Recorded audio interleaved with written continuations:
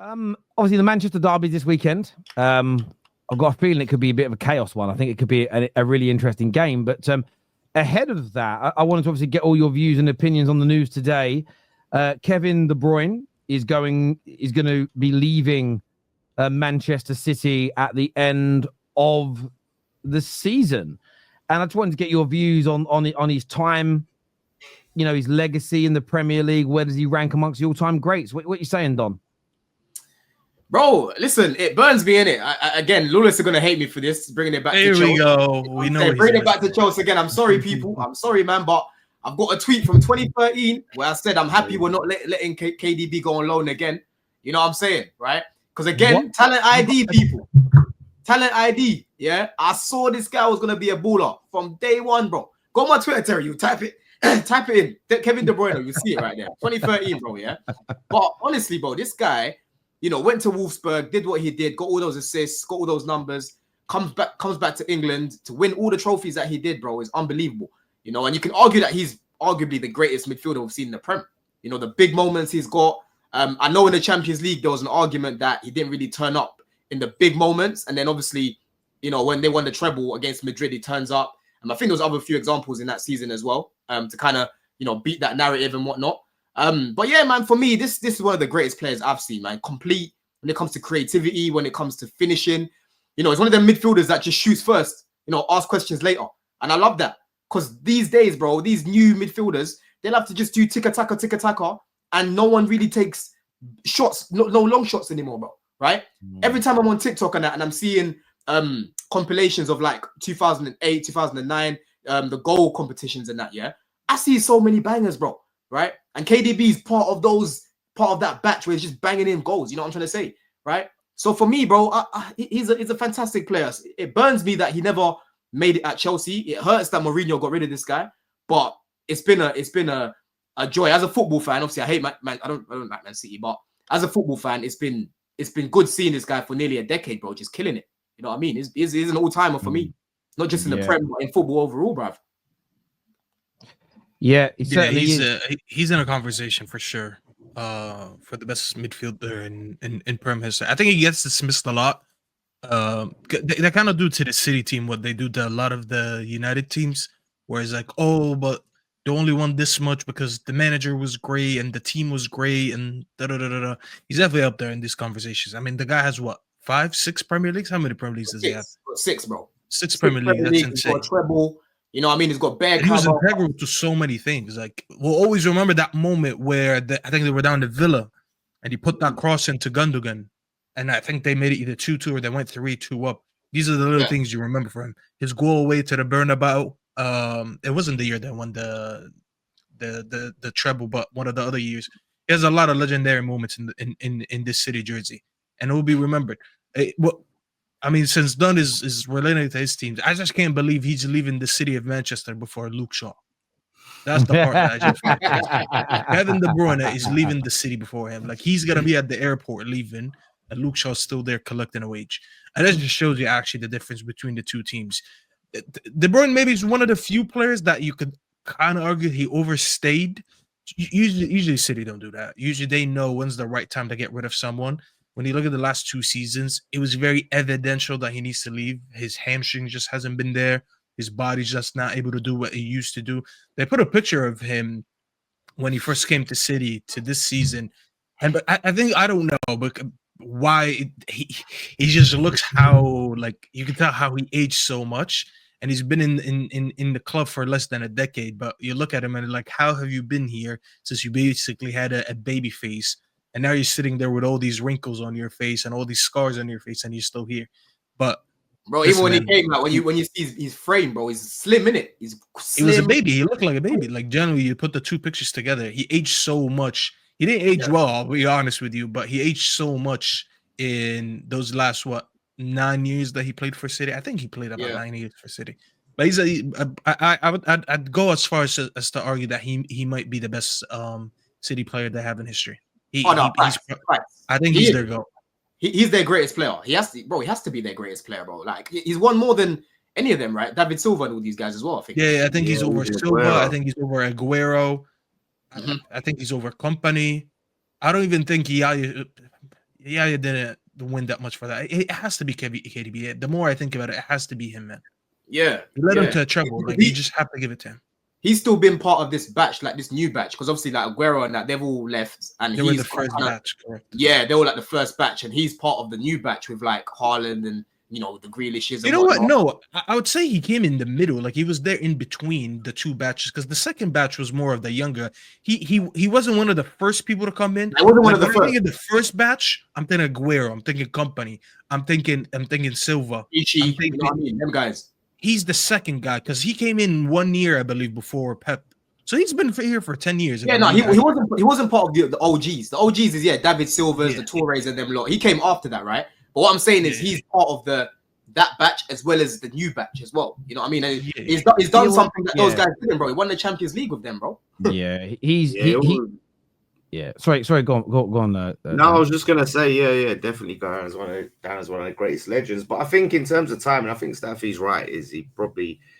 I think the ideal for Man City would have been to try and get a fee for him like a couple seasons ago, but he's going on a free, which I think is the biggest negative. But I don't think it's gonna because of how little he's been able to be involved in. Oh, okay. He completely went. He's had a problem with his camera all day. That's why we were late. Excuse me, going live, and he's gone again. He's gone again. But no, I think he's great, and it reminded me. I've updated this like 3 times in the last 5 years, and I've changed my mind on a few players each time because you revisit things. And it's even like with Roy Keane. I've watched like 2 or 3 Man United documentaries since, and just reminded me of things. But I do value Kevin De Bruyne very highly, and he sits number 2 in my opinion in the all-time Premier League central midfield. This is only central midfielders of all time, and I've added Rodri in there since I last did this in 2023 because of his performances. Winning a Ballon d'Or as a central midfield player has to put you in there.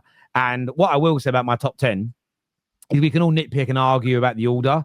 They're all phenomenal. And I don't think anybody that's inside... The one I was gutted to have to move out because Rodri's inclusion, Michael Carrick and Cesc Fabregas were joint 10th. They've had to drop down to 11th now because I just can't ignore what Rodri has done and what he's achieved. Did we see that list again? But KDB, for me, I have at number 2 in all-time Premier League history. I think he has been absolutely phenomenal. Ability... For the majority, availability was there. He did it on a European level. He did it on the domestic scale, 4 Peats, 6 Premier Leagues, Champions Leagues, trebles, 3 Peats, 100 points. For what he's done and what he's achieved, he is right up there for me in terms of the all-time great list. He absolutely has to be. So I want to get a take on this, guys. Yeah, like where would you sort of rank Torre's peak and KDB's peak? Like who would you say? That's a great question. Was the player, bro, at their peak? Go, Steph, you answer it, bro. No, you know why I asked him to see that list again? First of all, I wanted to see who Fabregas fell out for because I don't know. I mean, I want to put an argument to why he should be there. But Fabregas. Fabregas. Okay, yeah. I think what he's done at Arsenal as a kid and then to come back and win the way that he did with Chelsea. It was very, very pivotal to that midfield. Who would you, if you were going to put Cesc Fabregas into the list, who would you take out of my list for Cesc Fabregas? See, this is a tough question here because a lot of people will think Kante, okay? But let me tell you this. What Kante's done in that one city with Leicester, I think that by itself is an achievement that none of these guys have on this list. And I don't think anyone will top that. So he has to be by default there, not because of only what he did with Chelsea, just that season alone with Leicester. He has to be there. You can argue between him and maybe Yaya, but back to Don's question, and that's why I need to talk about that one season peak that Yaya had. Is probably one of the best one seasons that I've ever seen of a midfield. Usually people, and this is why I actually love this conversations. I wish we did more of this content, but this is more studio-like content, not online where we sit here and talk about the news. I love these conversations because they're so subjective, so no one is wrong. But when you discuss it, people talk about longevity and people talk about peak.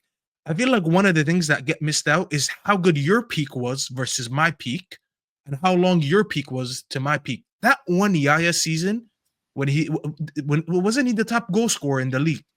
That Bro, one it's crazy. season that he had, I've never seen anything like it. Like I Let me genuinely never let me seen bring the anything numbers like up again. What's that? Let me bring the numbers up. Yeah, that season Yeah. he was moving It was crazy. insane, bro. And Yaya was great. And I think what's also interesting is, again, my list, I would actually make. How old are you, Staffy? I'm 30. Well, You, about to be 31. okay, so you're not that. 10 years is still quite a long time, and I know how old Don is, and I think my list would probably look different from you two. A big part of that is because of my age. And for instance, when people speak about Yaya Toure, he had that great season with those goals, and some people will disagree with Roy Keane being so high. But unlike, for instance, just you two, and maybe our younger viewers, I watched Roy Keane in his pomp. I actually watched him as well, by the way, before he came to Man United, and he was amazing in for Nottingham Forest. And half the people that speak about him, they're too young to have watched him because they never talk about how good he was at Nottingham Forest. Because most of them don't know he was at Nottingham Forest. They just think about him at Manchester United. And you got to think, he stopped playing for us 20 years ago. So he stopped being a Man United player when Staffy was 10, which means he won the treble when Staffy was 4. And this is not a dig at Staffy. There's no way Staffy remembered Roy Keane at his peak. And that's why I always tell people, bro, when you can watch these vintage games, bro, watch them. Right? I watched another vintage game, funny enough, where Keane played, yeah, when you lot played Arsenal at Old Trafford, right? I think it was 04-05 or something. And he was playing with Ronaldo. It was nice to see, bro, because like obviously I was young, innit? I don't remember these things. So now as an adult, it's good to just watch it back and see what they were like. Yeah. No, as I say, and I would understand that people maybe 10 years younger, even 15, 20 years younger than me, their top 10 is going to look very different. People 10 years older than me, you then start going into the Football League because the Premier League only started in the early 90s. But then people would talk about, well, hang on a minute, you can't be leaving out like Brian Robson, who was a great Man United player. I remember bits of him, but I was very young when he was in his pomp. So I typically talk about the players that I have seen. And you are right. There's so much in that debate, and it's so hard to weigh up. The only person that's in there that's in there, and I sometimes think maybe Fabregas has got to be in there or Carrick ahead of him, is Steven Gerrard. And that's because of, again, how I list my legends, how I list the greatest is how pivotal were you in your team's winning of trophies. Now, Gerrard helped Liverpool win cups and European trophies in his time there. I don't discount them. I hate when people do that because those tournaments all run at the same time. If you win a European Cup, you're playing those European games in the middle of a Premier League season. They intertwine with each other. The way you train when you're playing 2 games a week, the way you operate, the way the team is picked, the way you have to perform twice a week, it's a much harder thing to do. So Gerrard's the only one that is because he didn't win the Premier League. He did, him and his team fouled in a number of title races they were in. Again, the younger generation forget that happened.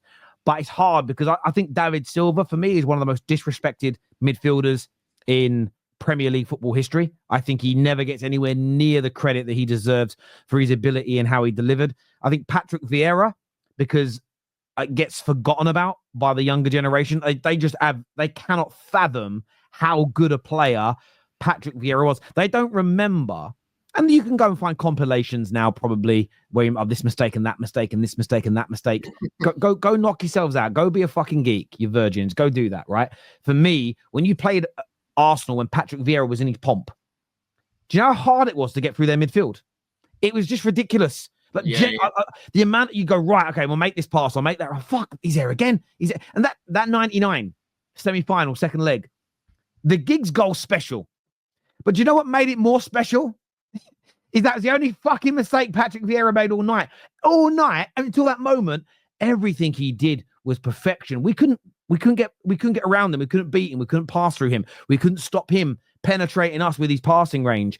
And then there was that one mistake. And I remember screaming, there's a chance, because Patrick Vieira messed up and we went on to do something special. The man, he has to be there as well. So again, my list is just very subjective to me, and I understand that people's would look different. But yeah, on KDB, it's a massive blow for them. Ahead of the Manchester Derby, gents, which obviously comes this weekend. Of course, him announcing he's leaving is going to have zero impact upon that. And I think we can talk on other days about, will they change tactically now with him leaving? But in terms